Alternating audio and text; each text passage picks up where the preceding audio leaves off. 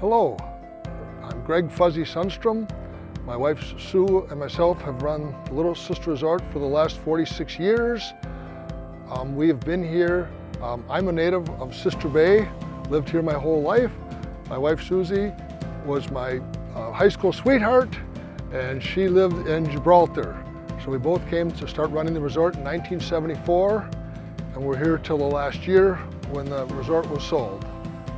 The resort started in 1918, and at that time the farm was already going. At one point they did fishing, farming, and the resort all at the same time.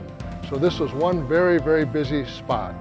Later years, after we were here, was still used for barn dances, which most people don't remember or don't know about, but it was a very popular thing.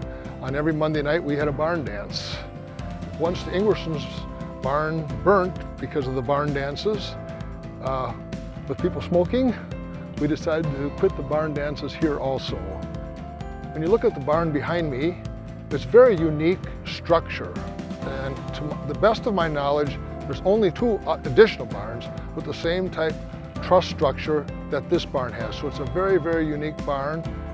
It was either the first or the second farm in the Sister Bay area. So that brings part of the history of why it's worth saving this beautiful building. And its truss structure is very, very sound. So when you look at it, if they're able to move this building to the corner of past and keep the history going of a barn from Sister Bay and not have to tear it apart, recycle it, and then build a new structure, which is what their hope was to do until this barn became available.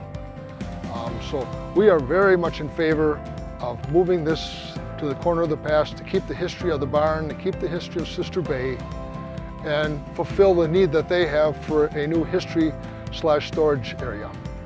When it comes to the moving of this barn to the corner of the past, the Sister Bay Historical Society, along with my wife Susie and myself, would be very appreciative of any support you could give monetarily.